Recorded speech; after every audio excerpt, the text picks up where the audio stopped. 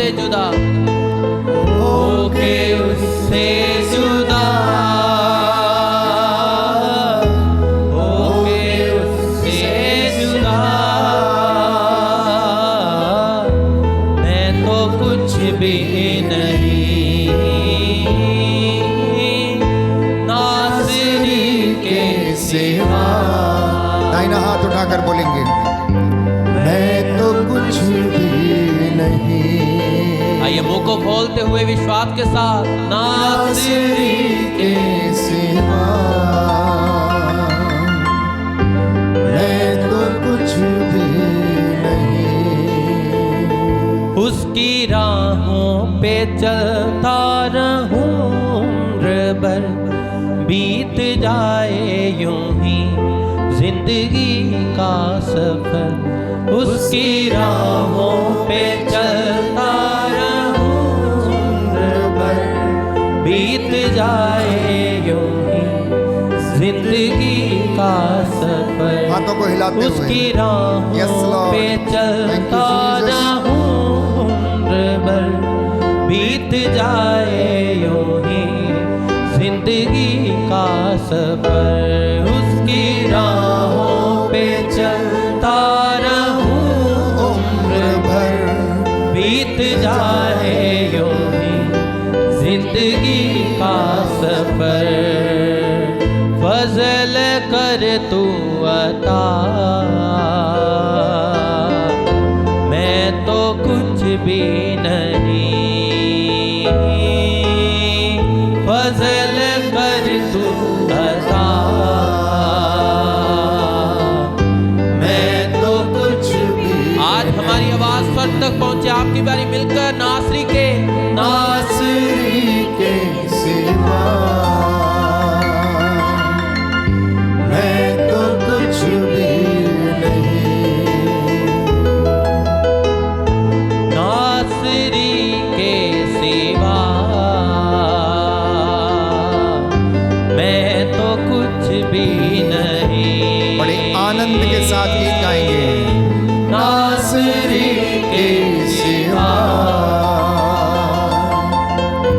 मैं तो कुछ भी नहीं। आइए विश्वास के साथ उसी को धन्यवाद देते हुए, उसकी आराधना करते हुए मिलकर गाएंगे। ताली बजाकर सभी लोग।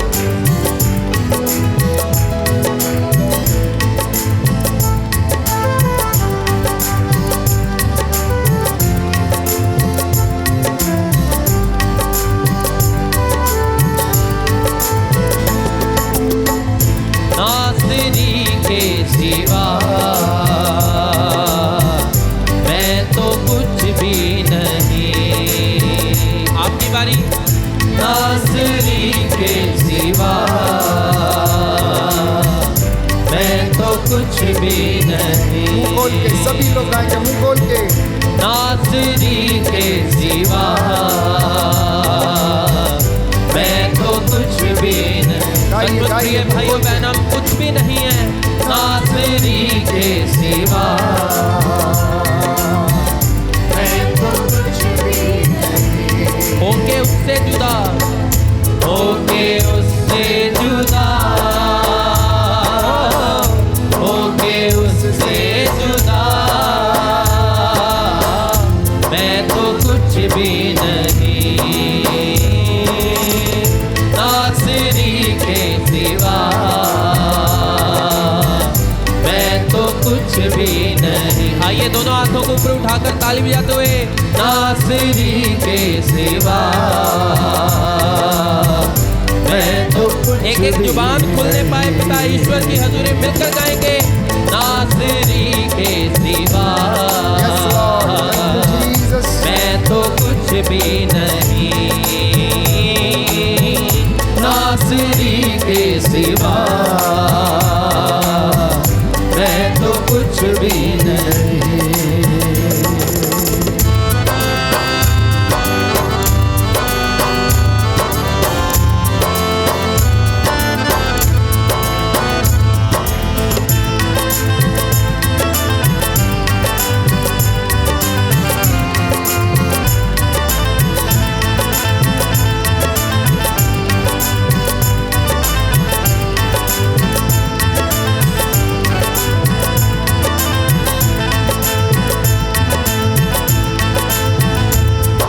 उसकी राहों पे चलता रहूं उम्र भर, बीत जाए यूं ही जिंदगी का सफर। उसकी राहों पे चलता रहूं उम्र भर, बीत जाए यूं ही जिंदगी का सफर। फजल कर तू अता, मैं तो कुछ भी नहीं। फजल कर तू अता, फजल कर तू अता, मैं तो कुछ भी नहीं, मैं तो कुछ भी नहीं। नासरी के सिवा, नासरी के सिवा, मैं तो कुछ भी नहीं। तालियों के साथ, नासरी के सिवा, मैं तो कुछ भी नहीं। होके उससे जुदा, होके उससे जुदा, होके उससे जुदा, मैं तो कुछ भी नहीं। नासरी के सिवा, मैं तो कुछ भी। आइए जोर के साथ तालियां बजाते हैं, धन्यवाद देते ठीक है सिवा। प्रभु को धन्यवाद दे इस सुंदर समय के लिए जो उसने हमारे जीवनों में दिया है। मिलकर नासरी के सिवा तालियों के साथ प्रभु की स्तुति आराधना करें, क्योंकि हम उसके बिना कुछ भी नहीं, ना चीज है गए। नासरी के सिवा, मैं तो कुछ भी नहीं। होके उससे जुदा गाएंगे, होके उससे जुदा, होके उससे जुदा, मैं तो कुछ भी नहीं। नासरी के सिवा, गाइए ताली बजाकर, मैं तो कुछ भी नहीं। आइए दोनों हाथों को ऊपर उठाते हुए, नासरी के सिवा, मैं तो कुछ भी नहीं। सभी लोग जोर से, नासरी के सिवा, आमीन। मैं तो कुछ भी नहीं। आपकी बारी विश्वास के साथ, नासरी के सिवा, मैं तो कुछ भी नहीं। नासरी के सिवा, मैं तो कुछ भी नहीं। नासरी के सिवा, मैं तो कुछ भी नहीं। जोरदार तालियों के साथ, नासरी के सिवा। आंखों को बंद करते हुए उसकी स्तुति आराधना करते हुए आइए गाएंगे विश्वास के साथ। वो मौजूद है यहाँ, वो मौजूद है यहाँ, वो मौजूद है यहाँ, वो मौजूद है यहाँ, वो मौजूद है यहाँ, वो मौजूद है यहाँ, वो मौजूद है यहाँ, वो मौजूद है यहाँ, वो मौजूद है यहाँ। ये तू मौजूद है यहाँ, वो मौजूद है यहाँ, वो मौजूद। तालियों के साथ, वो मौजूद है यहाँ, वो मौजूद है यहाँ, वो मौजूद है यहाँ, वो मौजूद है यहाँ, वो मौजूद है यहाँ, वो मौजूद है यहाँ, वो मौजूद है यहाँ, वो मौजूद। तालियों के साथ मौजूद है यहाँ, वो मौजूद है यहाँ, वो मौजूद है यहाँ, मौजूद है यहाँ। उसकी महिमा करो बंधन टूट जाएंगे, मेरा यीशु मौजूद है यहाँ।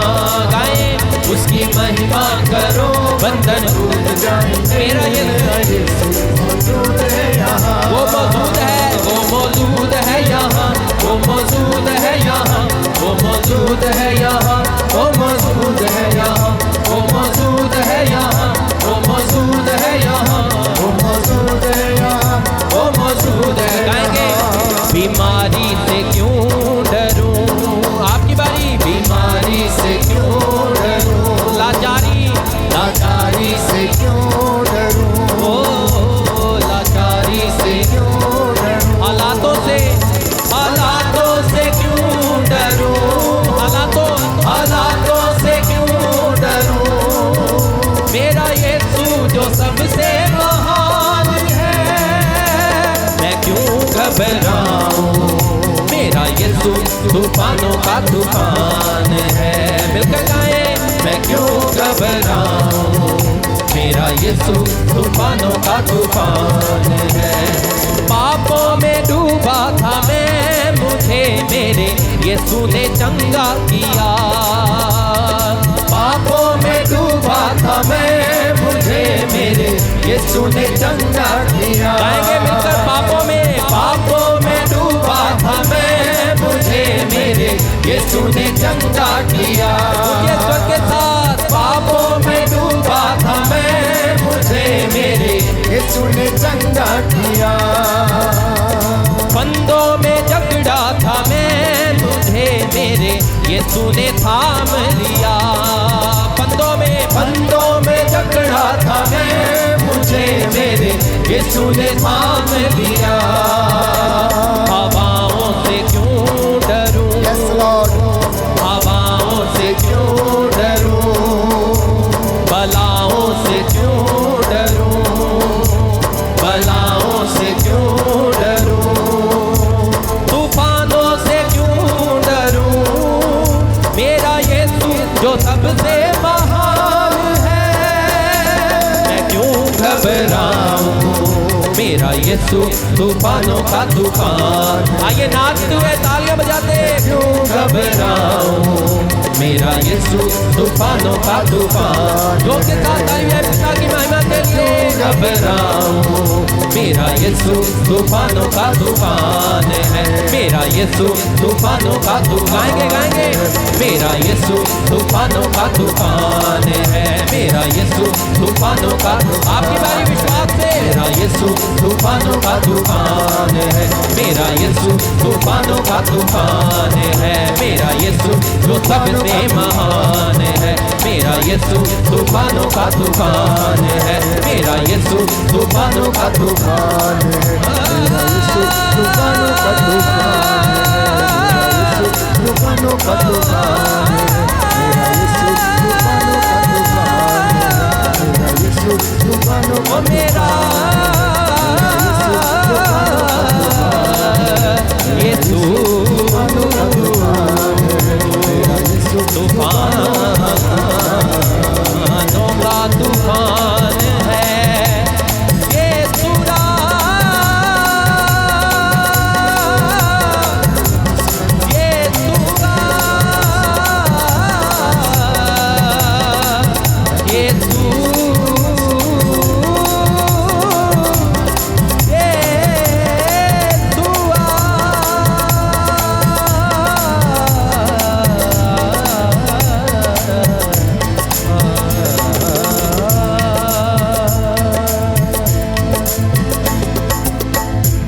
मैं क्यों घबराऊं, मेरा यीशु तूफानों का तूफान है। जो से पढ़ेगा हालेलुया हालेलुया हालेलुया हालेलुया हालेलुया। प्रभु की स्तुति हो, स्तुति हो ईश्वर को धन्यवाद। ईश्वर को धन्यवाद। हम पढ़ेंगे सबसे पहले मार्कुस का सुसमाचार 16 पद संख्या 17 में। तो जिस विषय में मैं आप जो प्रवचन देना चाहता हूँ और वो है किस तरह हम पवित्र आत्मा के संग रह के किस तरह पवित्र आत्मा के वरदान प्राप्त कर सकते हैं और किस तरह पवित्र आत्मा के वरदानों को हम उपयोग कर सकते हैं। हालेलुया हालेलुया हालेलुया हालेलुया। प्रभु की स्तुति हो, प्रभु की स्तुति हो, ईश्वर को धन्यवाद। ईश्वर को धन्यवाद। मार्कुस का सुसमाचार 16 पद संख्या 17 में हम प्रभु का वचन को पढ़ेंगे। विश्वास करने वाले यह चमत्कार दिखाया करेंगे, विश्वास करने वाले ये चमत्कार करेंगे, वे मेरा नाम लेकर, वे यीशु का नाम लेकर, अपदूतों को निकालेंगे, वो यीशु के नाम लेकर जिस व्यक्ति के अंदर में दुष्ट आत्मा है उसको आदेश देंगे निकल जा यीशु के नाम से, और दुष्ट आत्मा निकलेगा। आगे पढ़ो। नवीन भाषाएं बोलेंगे, वो अनोखा भाषा बोलेंगे, वो अनोखा भाषा में बोलेंगे। आगे। और सांपों को उठा लेंगे, यदि वे विष पिएंगे तो उससे उन्हें कोई हानि नहीं होगी। वे रोगियों पर हाथ रखेंगे, रोगी पर हाथ रखेंगे और रोगी स्वस्थ हो जाएंगे। और रोगी चंगा हो जाएंगे। जोर से बोला हालेलुया। हालेलुया। तो मेरे प्रिय भाई और बहनों, प्रभु का वचन में लिखा है, विश्वासी लोग जब रोगी के ऊपर हाथ रख के प्रार्थना करेंगे और कहेंगे यीशु के नाम से चंगे हो जाओ, तो बाइबल कहता है रोगी चंगे हो जाएंगे। बाइबल कहता है जब विश्वासी लोग दुष्ट आत्मा से पीड़ित लोगों को कहेंगे यीशु के नाम से दुष्ट आत्मा बाहर निकल जा, दुष्ट आत्मा निकल जाएगा। और जब वे जहर खाएंगे पिएंगे, जहर भी उनको सर्वनाश नहीं कर पाएंगे। ये विश्वासियों का प्रभु कृपादान देते हैं। और हम लोग कितने सारे विश्वासी लोग हैं, हम लोग कितने सारे लोग यहाँ पे विश्वासी लोग हैं जो आज के इस प्रार्थना सभा में भाग लिए हो। तो मैं आपसे एक सवाल करता हूँ, क्या मेरे भाई किसी के ऊपर तुमने हाथ रख के प्रार्थना किया और तुमने कहा यीशु के नाम से चंगे हो जाओ? क्या तुमने किसी को चंगे होते हुए देखा है क्या? देखा है क्या? अच्छा, किसी के शरीर में दुष्ट आत्मा की शक्ति है, तुम उसके पास गए और कहा हे दुष्ट आत्मा, मैं यीशु में विश्वास करता हूँ, मैं क्रिश्चियन हूँ, मैं ईसाई हूँ और मैं विश्वासी हूँ और मैं तुझे आदेश देता हूँ यीशु के नाम से निकल जा उसके शरीर से। और क्या तुमने दुष्ट आत्मा को निकलते हुए देखा क्या? देखा क्या? देखा। जोर से बोला हालेलुया। हालेलुया। हालेलुया। हालेलुया। हालेलुया। हालेलुया। प्रभु की स्तुति हो, प्रभु की स्तुति ईश्वर हो। को धन्यवाद। ईश्वर को तो मेरे धन्यवाद। प्रिय भाई और बहनों, प्रभु हम सबों को विश्वासियों के सामर्थ्य और शक्ति दिया है कि हम रोगी को चंगा कर सकते हैं, दुष्ट आत्मा को आदेश दे सकते हैं निकल जा हमारे शरीर से, और वो निकलेगा, वो हुक्म हमारा यीशु के नाम से मानेगा। जोर से बोलेगा हालेलुया। हालेलुया। जितने लोग भी दीर्घकरण संस्कार लिए हुए रहते हैं, जितने लोग भी कलीसिया के माध्यम से दीर्घकरण संस्कार लिए जाते हैं, सबों को ये शक्ति और अधिकार मिलता है प्रभु का गवाही बनने के लिए। और जब प्रभु का गवाही तुम बनोगे, तुम ये वरदानों से परिपूर्ण होते हो और इस वरदानों को तुम इस्तेमाल कर सकते हो। विश्वास में, पवित्रता में तुम इसको इस्तेमाल करोगे तो तुम देखोगे बड़े बड़े चिन्ह और चमत्कार होते हैं। जोर से बोलिए हालेलुया। हालेलुया। हालेलुया। प्रभु की स्तुति हो, यीशु की ईश्वर को स्तुति हो। धन्यवाद। ईश्वर को धन्यवाद। लेकिन ये सब वरदान कार्य करने से पहले, ये सारे वरदान को तुम्हारे जीवन में ये सारा वरदान दिया गया है, लेकिन ये सारे वरदान को तुम्हारे द्वारा कार्य करने से पहले आपको याद रखना चाहिए, दो चीज़ को बहुत ध्यान रखना चाहिए। आपके जीवन में दो प्रकार की परीक्षाएं आएंगे, दो प्रकार की परीक्षाएं आएंगे। पहला, याकूब 1:12 में हम प्रभु का वचन को पढ़ेंगे। ये सारा वरदान प्रभु हर समय ईमानदार और वफादार लोगों को ये सामर्थ्य और शक्ति देते हैं। सबको मिला है, सबको ये वरदान मिला है, लेकिन प्रभु पवित्र आत्मा उनके शरीर से, उनके जीवन से क्रियाशील होंगे। जब तुम रोगी के ऊपर हाथ रख के प्रार्थना करोगे, रोगी चंगा हो जाएंगे। जब तुम दुष्ट आत्मा को आदेश दोगे निकलो, और निकल जाएगा यीशु के नाम से, ये तब क्रियाशील होंगे जब प्रभु देखेगा तू एक ईमानदार और वफादार व्यक्ति हो। अगर आप प्रभु के प्रति ईमानदार हो, वफादार हो, चाहे कितना भी प्रलोभन क्यों ना आए, कितना भी कष्ट क्यों ना आए, तुम प्रभु को परित्याग नहीं करोगे, तुम देख पाओगे जो वरदान आपको दिया गया है वो तुम्हारे द्वारा कार्य करेगा। वो पवित्र आत्मा तुम्हारे द्वारा क्रियाशील हो जाएगा, वो पवित्र आत्मा काम करने लगेगा। जोर से बोलेगा हालेलुया।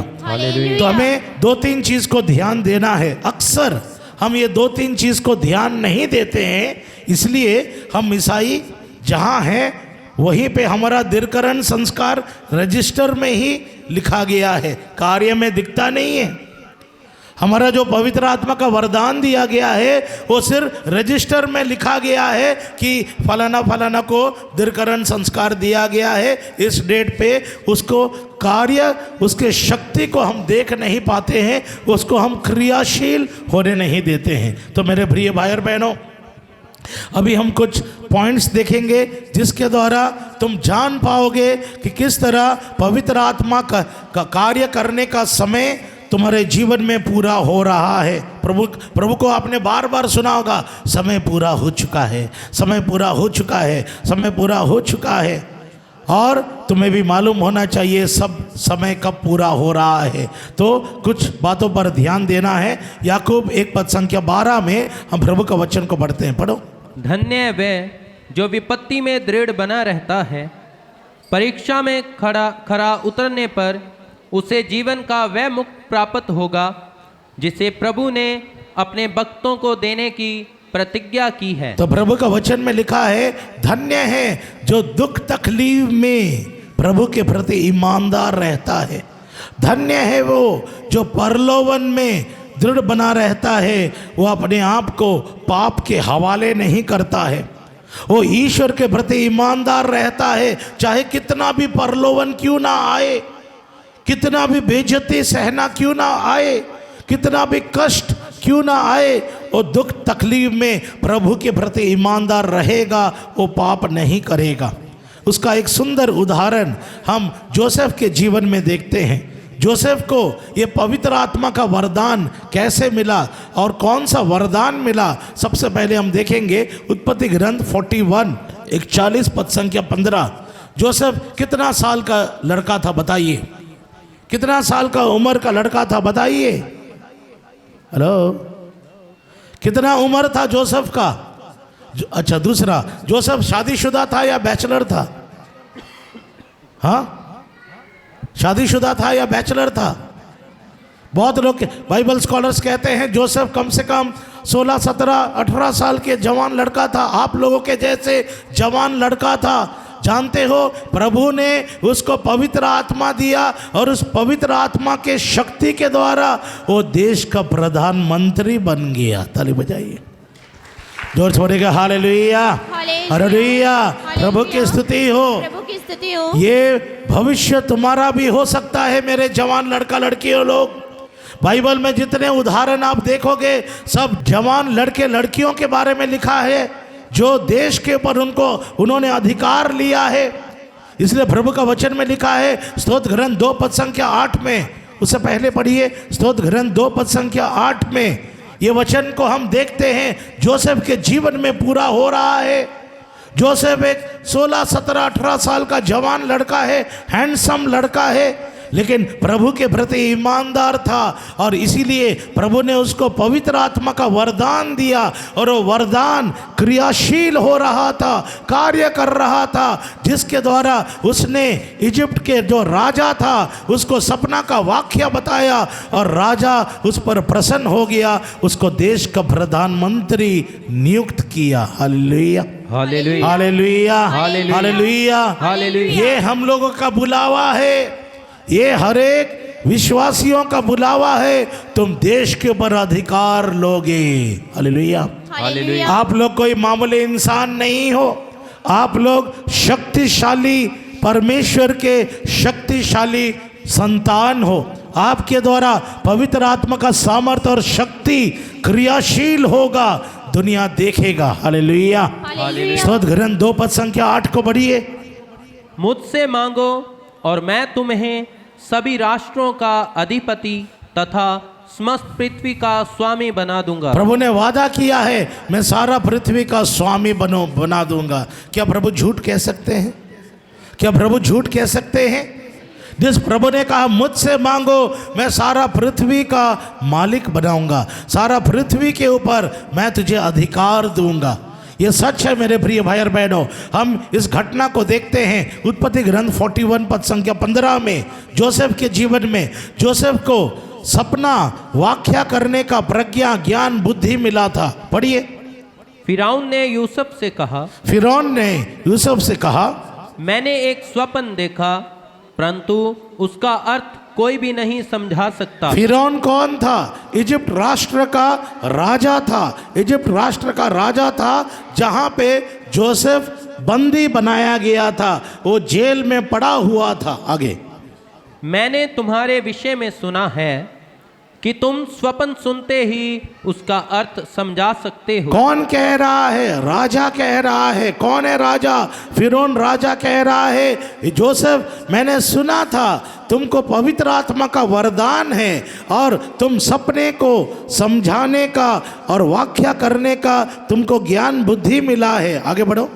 यूसुफ ने फिरौन को उत्तर दिया, मैं नहीं, ईश्वर ही फिरौन को संतोषजनक उत्तर देगा। ईश्वर ही आपको समझाएगा, ईश्वर ही आपको समझाएगा आपके सपने के व्याख्या। आगे, फिरौन ने यूसुफ से कहा, मैंने अपने स्वप्न में देखा कि मैं नील नदी के किनारे खड़ा हूँ। तब तक नील नदी से 7 मोटी और सुंदर गायें निकली और कछार की घास चरने लगी। उसके बाद 7 दूसरी गायें निकली, वे कमज़ोर, बड़ी करूब और दुबली पतली थी। मैंने सारे मिस्र में पहले कभी ऐसी करूब गायें नहीं देखी थी। वे दुबली करूब गायें उन पहली मोटी गायों को खा गई। उन्हें खा चुकने पर भी किसी को ऐसा नहीं मालूम पड़ सकता था कि वे उन्हें खा चुकी हैं, क्योंकि अब भी वे इतनी ही कुरूप दिखती थी जितनी पहले थी। इसके बाद मैं जाग गया। मैंने स्वप्न में एक दंडाल में उंगली उगती हुई भरी अच्छी 7 भालों को देखी। अच्छा, पद संख्या 20 को पढ़िए, 22 को पढ़िए। मैंने स्वप्न में एक दंठल में उगती हुई भरी अच्छी 7 बालें भी देखी और उनके बाद पूर्वी हवा से झुलसी हुई सूखी और पतली 7 बालें निकली। और तो राजा ने अपने सपने के बारे में बताया जोसेफ को।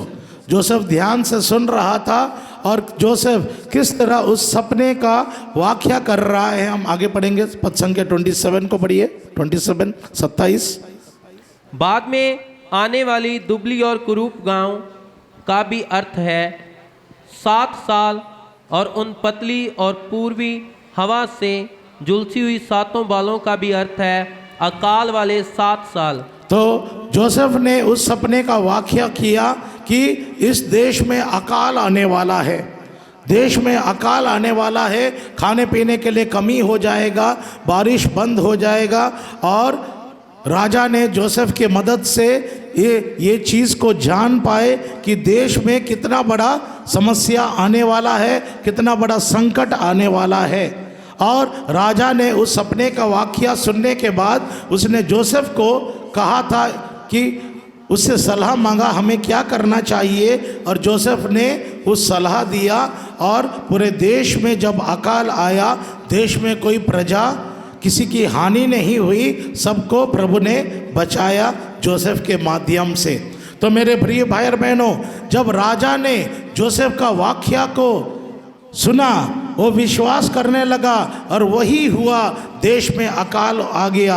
और राजा ने जोसेफ के मदद से उस परिस्थिति से वो निकल पाए और प्रजा को उन्होंने बचाया। और राजा ने क्या किया, जोसेफ को देश का प्रधानमंत्री नियुक्त किया। ये सारे चीज़ों के ऊपर जोसेफ को देश का प्रधानमंत्री नियुक्त किया, क्योंकि उसको प्रज्ञा, बुद्धि, ज्ञान ये सब मिला था सपने को व्याख्या करने के लिए। लेकिन मेरे प्रिय भाई और बहनों, इन सारे वरदानों से पहले हमको एक चीज़ ध्यान से जानना चाहिए कि जोसेफ को ये वरदान किस तरह क्रियाशील होने लगा। जैसे कि मैंने आपको बताया, परमेश्वर हर समय यही चाहता है अपने बच्चों से, भक्तों से ईमानदारी और वफादारी। जब प्रभु तुम्हारी परीक्षा लेते हैं और तुम्हें उस योग्य समझते हैं, वफादार और ईमानदार तुम प्रमाणित किए जाते हो, तब तुम्हारे द्वारा पवित्र आत्मा का वरदान कार्य करने लगेगा, पवित्र आत्मा का शक्ति कार्य करने लगेगा, लोगों को चंगा करने का शक्ति काम करेगा। दुष्ट आत्मा को निकालने का शक्ति काम करने लगेगा तुम्हारे अंदर से, जब प्रभु तुम्हारी परीक्षा में तुम्हें ईमानदार और वफादार पाएगा। उसी तरह हम जोसेफ के जीवन में देखते हैं, जोसेफ के जीवन में अनेक प्रकार की परीक्षाएं थे। सबसे पहले हम देख पाएंगे जोसेफ को उसके भाइयों ने बेच दिया था, उसको पिताजी से अलग कर दिया गया था, उसको पिताजी से अलग कर दिया गया, उसको बेच दिया गया और उसको बेचकर के दूर राष्ट्र में उसको भेज दिया गया था। और जहाँ पे जोसेफ नौकर का काम कर रहे थे, उत्पत्ति ग्रंथ 39 पद संख्या 7 को पढ़िए। उत्पत्ति ग्रंथ 39 पद संख्या 7, जोसेफ जिस घर में उसको बेचा गया था उस घर में नौकर का काम करता था और वहाँ पे भी उसको परलोवन मिला, पाप करने का, व्यभिचार करने का परलोवन मिला। लेकिन जोसेफ अपने प्रभु के प्रति ईमानदार था। पहले तो उसके भाइयों के द्वारा उसको दुख मिला, भाइयों के द्वारा उसको बेइज्जत किया गया, उसको बेचा गया, ठुकराया गया। फिर दूसरा समस्या क्या हुआ, उसको परलोवन मिला। जिस घर में वो रहते थे, नौकर का काम करते थे, पढ़ेंगे उत्पत्ति ग्रंथ 39 पद संख्या 7 पढ़िए। यूसुफ सुडौल और सुंदर युवक था। यूसुफ एक बहुत हैंडसम लड़का था, पढ़िए। कुछ समय बाद उसके स्वामी की पत्नी यूसुफ पर आसक्त हुई। उसकी स्वामी की पत्नी उसको परलोवन देने लगी और उसके साथ पाप करने के लिए उसको बहुत परलोवन देती थी। लेकिन जोसेफ कहता था नहीं नहीं नहीं, मुझे ईश्वर के प्रति ईमानदार रहना है और मैं अपने मालिक को मैं धोखा नहीं दे सकता हूँ। और उसने बार बार परलोवन होने के बाद भी उसने अपने आप को पाप में नहीं गिराया। दूसरी परीक्षा, तीसरी परीक्षा क्या हुआ जोसेफ के जीवन में, इसके कारण उसको जेल में, उस औरत ने उसको रेप केस में फंसाया और उसको जेल में डाल दिया। फिर भी जोसेफ, बाइबल कहता है जेल में भी प्रभु ने जोसेफ का साथ दिया और इसी के कारण जोसेफ को सपना को समझाने का वरदान मिला, वाक्या करने का वरदान मिला। और जोसेफ जेल में अनेक कैदियों के सपनों को उसने वाक्या किया और अंत में उसके बारे में सब लोग जानने लगे, राजा भी जान गया और राजा ने जोसेफ को बुलाया और उसके सपने का वाक्या करवाया और जो वाक्या करा वो सच था और राजा ने जोसेफ को देश का प्रधानमंत्री बना दिया। हाँ मेरे प्रिय भाई और बहनों, पवित्र आत्मा के सामर्थ्य और शक्ति से जब पवित्र आत्मा क्रियाशील होने लगता है, तुम देश के ऊपर अधिकार जमाओगे, देश के ऊपर तुम्हें अधिकार दिया जाएगा। यह है हम लोग का प्रभु के बच्चों का शक्ति और सामर्थ्य। प्रज्ञा 19 पद संख्या 22 में मैंने जैसे कि कहा, आप लोग मामूली इंसान नहीं हो, आप लोग मामूली इंसान नहीं हो, प्रभु के चुने हुए प्रजा हो जिसको प्रभु ने देश के ऊपर अधिकार दिया है, बीमारी के ऊपर अधिकार दिया है, दुष्ट आत्मा के ऊपर अधिकार दिया है, बारिश को बंद करने का अधिकार दिया है, शैतान को निकालने का अधिकार दिया है। यह है आपका पहचान, यह है आपका आइडेंटिफिकेशन। प्रज्ञा 19 पद संख्या 22 को पढ़िए। प्रभु तूने अपनी प्रजा को सब तरह से महान और महिमा में बनाया। प्रभु अपने प्रजा को महान बनाया। जोसेफ जिसको ये जीवन में इतना दुख तकलीफ आया था, परलोवन आया था, उसने प्रभु के प्रति ईमानदार रहा, उसने पाप नहीं किया। प्रवक्ता ग्रंथ 31 पद संख्या 10 को पढ़िए। प्रवक्ता ग्रंथ 31 पद संख्या 10। जितने लोग ईसाई हम लोग का कैथोलिक भाई बहन लोग हैं, सबों को जिनको संस्कार मिला गया है, दीर्घकरण संस्कार, तुमको ये पवित्र आत्मा दिया गया है, लेकिन ये तब कार्य करेगा जब आप अपने जीवन में प्रभु के प्रति ईमानदार और वफादार दिखाओगे। परीक्षा के समय, दुख तकलीफ के समय प्रभु के प्रति ईमानदार अपने आप को प्रमाणित करोगे, प्रभु देखेगा तुम ईमानदार और वफादार हो, प्रभु तुम्हारे जीवन में ये पवित्र आत्मा को कार्य करने अनुमति देंगे। जोर से बोलो hallelujah, hallelujah, praise the Lord. जोर से बोलो हालेलुया। पढ़ो प्रज्ञा 19 पद संख्या 22। जो उस परीक्षा में निर्दोष सिद्ध हुआ उसे सदा बना रहने वाला यश प्राप्त होगा। जो उस परीक्षा में पास हो जाता है उसको सदा बना रहने वाला प्रभु की महिमा प्राप्त होगा। जोर से बोलिए हालेलुया, हालेलुया। प्रभु की स्तुति हो, प्रभु की स्तुति ईश्वर को धन्यवाद। ईश्वर जो को बोलेगा मेरे पीछे बोलो, जो उस परीक्षा में जो उस परीक्षा में पास हो जाएगा पास हो जाएगा उसको सदा बना रहने वाला उसे सदा बना रहने वाला यश प्राप्त होगा। यश प्राप्त होगा। हालेलुया, हालेलुया। हालेलुया। सदा बना रहने वाला सदा बना रहने आशीर्वाद मिलेगा। आशीर्वाद जोर से बोलेगा हालेलुया, हालेलुया। प्रभु की स्तुति हो, प्रभु की ईश्वर को धन्यवाद। ईश्वर को धन्यवाद। और एक बाइबल में एक व्यक्ति के बारे में हम सुनते हैं, डैनियल नबी के बारे में। डैनियल नबी 13-14 साल का जवान लड़का था। 13-14 साल का जवान लड़का था। उसके जीवन में भी वो बहुत प्रभु के प्रति ईमानदार था। दिन में 3 बार प्रार्थना में लीन था। 13-14 साल के लड़का। और जब उसके जीवन में प्रलोभन आया, परीक्षा आया, वो प्रभु के प्रति ईमानदार था। उसको पाप करने का मौका मिला था, उसको पाप करने का मौका मिला था, लेकिन वो प्रभु के प्रति ईमानदार था। हम पढ़ते हैं डैनियल नबी 1 पद संख्या 8 को पढ़िए। डैनियल नबी 1 पद संख्या 8 में हम प्रभु का वचन को पढ़ेंगे। जोर से बोलो हालेलुया, हालेलुया। प्रभु की स्तुति हो, ईश्वर को धन्यवाद। तो थोड़ी के हालेलुया, हालेलुया। धन्यवाद यीशु, धन्यवाद हाँ यीशु। पढ़ो। डैनियल ने निश्चय किया कि वह राजकीय भोजन और अंगूरी खा पी कर अपने को अशुद्ध नहीं करेगा। डैनियल को मौका मिला था शराब पीने के लिए, डैनियल को मौका मिला था अंगूरी पीने के लिए, डैनियल को मौका मिला था अशुद्ध भोजन खाने के लिए, लेकिन डैनियल ने कहा मैं ऐसे नहीं करूँगा, मैं प्रभु के प्रति ईमानदार रहूँगा। उसकी परीक्षा ली गई और बाद में क्या हुआ? पद संख्या 20 को पढ़िए, पद संख्या 20 को पढ़िए। उसको भी पाप करने का मौका मिला था, लेकिन उसने नहीं किया। बाद में जब उस परीक्षा में वो पास हो गया, डैनियल को कौन सा वरदान मिला? पद संख्या 20 को पढ़िए। जब जब राजा ने किसी समस्या पर उनसे परामर्श लिया तो उसने पाया कि समस्त राज्य के किसी भी ज्योतिषी अथवा ओझा से उनकी प्रज्ञा और विवेक 10 गुना श्रेष्ठ था। डैनियल को 10 गुना शक्तिशाली प्रज्ञा का ज्ञान मिला था, पवित्र आत्मा का वरदान था उसके अंदर में जब राजा ने परीक्षा ली उसकी। और इसीलिए मेरे प्रिय भाई और बहनों, अंत में राजा निबूकदनेस्सर ने उसने डैनियल की और बहुत सारे परीक्षा ली, और डैनियल हर समय प्रभु के प्रति ईमानदार था। प्रभु ने हर कदम में डैनियल को मदद किया।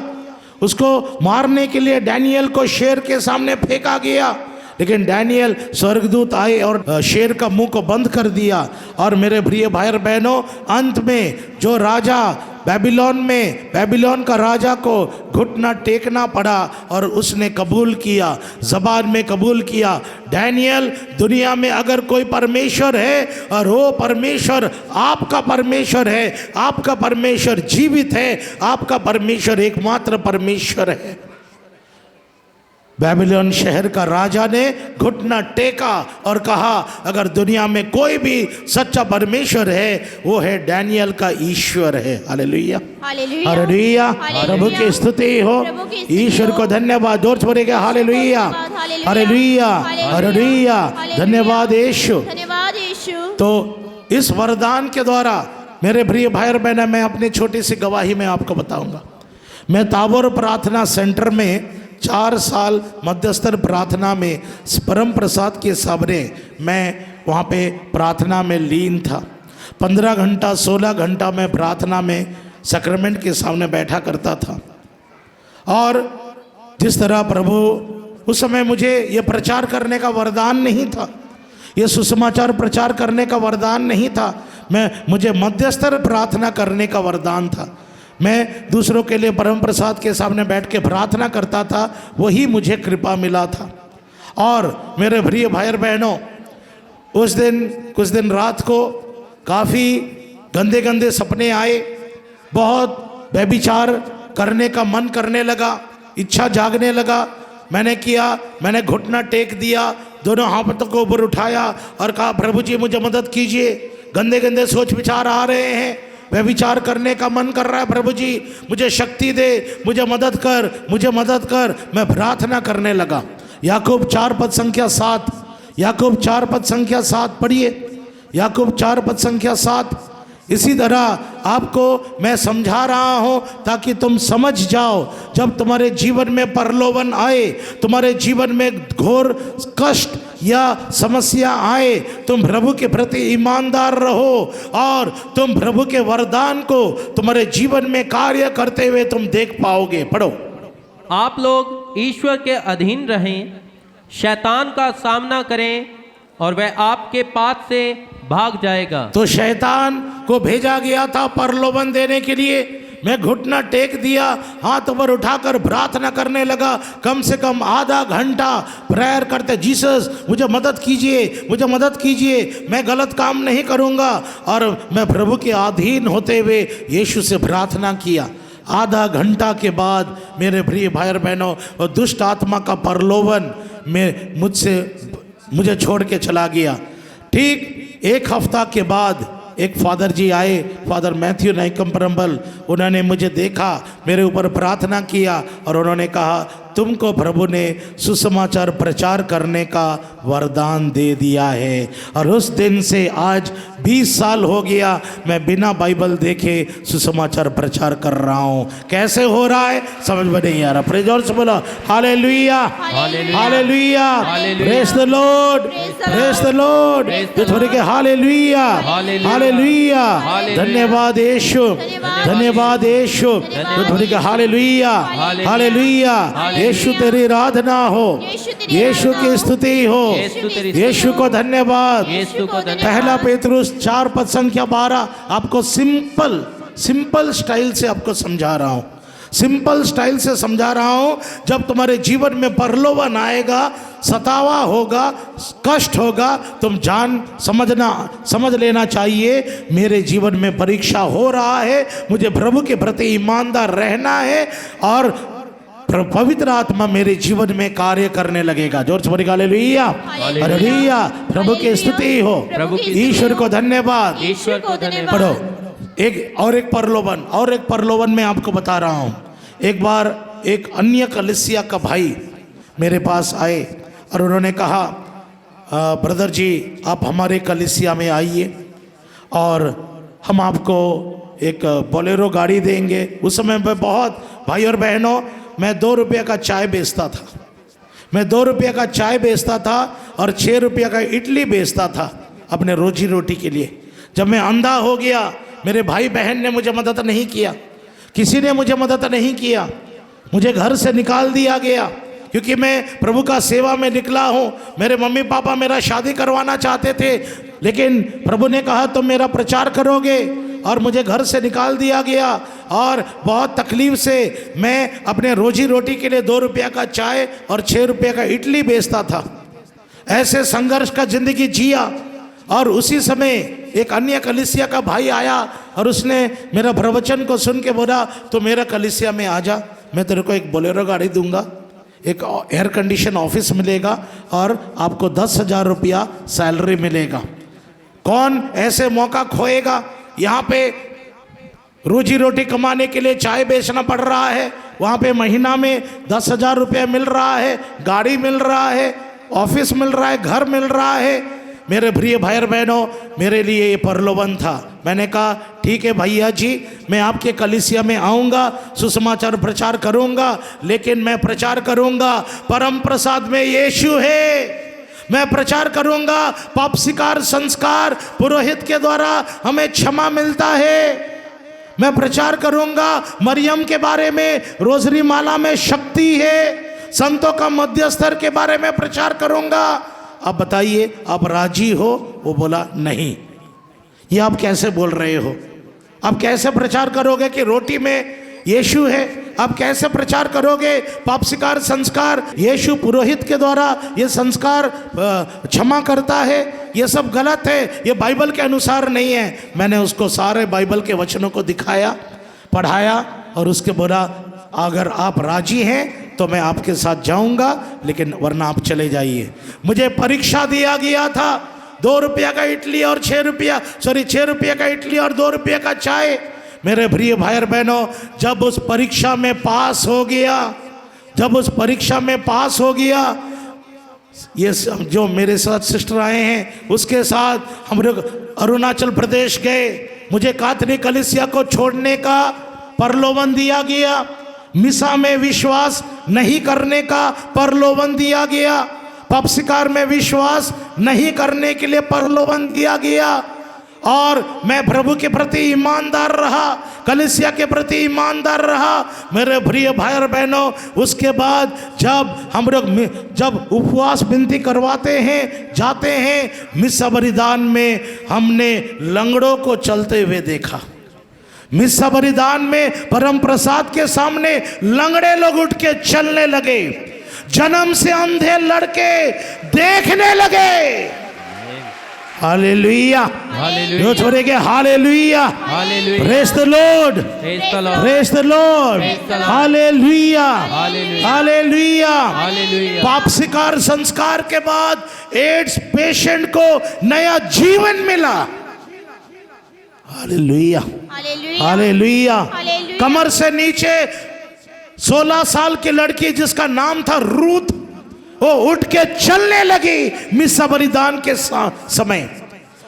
कंधमाल में जहां पे धर्म सतावा हुआ था, 2000 लोगों के बीच में एक लड़की का नाम था बुलबुल, प्रोटेस्टेंट चर्च की थी। वो सबके सामने उठ के चलने लगी जो चल नहीं पा रही थी। मेरे प्रिय भाई और बहनों, जब हमारी परीक्षा ली गई कि हम मिसा में विश्वास करते हैं कि नहीं, पाप स्वीकार संस्कार में विश्वास है कि नहीं, वो परीक्षा में प्रभु ने हमें पास करवाया। आज हम बड़े बड़े चमत्कार देखते हैं मिसा बलिदान के समय, आराधना के समय, पाप स्वीकार संस्कार के समय। जोर से बोला हालेलुया, हालेलुया, हालेलुया, hallelujah. Praise the Lord, praise the Lord, praise the. जोर से बोलेंगे हालेलुया, जोर से बोलेंगे हालेलुया। रोजरी माला के द्वारा हमने दुष्ट आत्मा को चिल्लाते हुए बोला यीशु प्रभु है, और शरीर से बाहर निकलते हुए देखा। हालेलुया, हालेलुया। प्रभु की स्तुति हो, ईश्वर को धन्यवाद, ईश्वर को धन्यवाद। एक बार रोजरी माला के द्वारा रोजरी प्रार्थना करते करते एक बहन जो प्रभु को नहीं जानती थी, उसको लाया गया था, उसके अंदर में दुष्ट आत्मा था। मेरे प्रिय भाई और बहनों, 2 घंटा रोजरी प्रार्थना, पहले तो जब हम लोग शुरू किए हालेलुया, प्रेज द लॉर्ड, वो गिर गई और शैतान बोलने लगा मैं नहीं निकलूंगा, मैं उसको खत्म कर दूंगा, उसको मार डालूंगा, और बोलने लगा। और मेरे प्रिय भाई और बहनों, हम लोग रोजरी प्रार्थना करने लगे। रोजरी प्रार्थना में क्या पढ़ते हैं? लूकस के सुसमाचार 10 पद संख्या 17 में, लूकस के सुसमाचार 10 पद संख्या 17 में हम क्या प्रभु का वचन को पढ़ते हैं? पढ़िए, लूक 10 पद संख्या 17। चमत्कार तुम देखोगे, बड़े बड़े चमत्कार तुम देखोगे जब तुम हर परीक्षा में पास हो जाओगे। पढ़िए। 72 शिष्य सानन लौटे और बोले, प्रभु आपके नाम के कारण अपदूत भी हमारे अधीन होते हैं। यीशु तेरे नाम के कारण शैतान भी बाहर निकलता है। रोजरी माला में हम किसका नाम लेते हैं? बोलिए। रोजरी प्रार्थना में हम किसकी नाम लेते हैं? बोलो, प्रणाम मरिया, कृपा से पूर्ण, प्रभु तेरे साथ है, धन्य तू स्त्रियों में, धन्य तेरा गर्भ का फल। जोर से बोलो, धन्य तेरा गर्भ का फल। और जोर से बोलिए, धन्य तेरा गर्भ का फल। जोर से बोलिए हालेलुया। बोलो जीसो, जीसो, जीसो। और जैसे हम लोग ये रोजरी माला करते थे, वो बहन कान को बंद कर देती, नाम मत लेना उसका, नाम मत लेना उसका, और कान बंद कर देते थी। लेकिन 2 घंटा कंटिन्यूसली रोजरी माला करते करते, यीशु का नाम लेते लेते, मेरे प्रिय भाई और बहनों, अंत में दुष्ट आत्मा का मैं चला जाऊंगा। मैं और नहीं रहने वाला हूँ, मैं जा रहा हूँ बोल के उस बहन के शरीर से बाहर निकला। उस बहन बेहोश हो गई और उसको यीशु का दर्शन मिला। और जो बहन यीशु को नहीं जानती थी, बाद में वो बाइबल लेकर गई। ताली बजा के धन्यवाद देंगे जो बोलेंगे हालेलुया, प्रेज द लॉर्ड, जो बोलेंगे हालेलुया, हालेलुया। हालेलुया। ब्रदर किशोर को किस चीज़ का प्रलोभन दिया गया था? मिसा बलिदान में यीशु नहीं है, पाप स्वीकार संस्कार के द्वारा पाप क्षमा नहीं होता है, रोजरी माला बाइबल के अनुसार नहीं है। ये दूसरे लोग ने आकर मुझे समझाने के लिए कोशिश किया और जिससे मुझे प्रलोभन मिला उसी के माध्यम से प्रभु आज मिसा बलिदान, पाप स्वीकार और रोजरी माला के द्वारा बड़े बड़े चमत्कार मैंने देखा है। जोर से बोले हालेलुया, हालेलुया, hallelujah, praise the Lord, praise the Lord, hallelujah, हालेलुया। हालेलुया।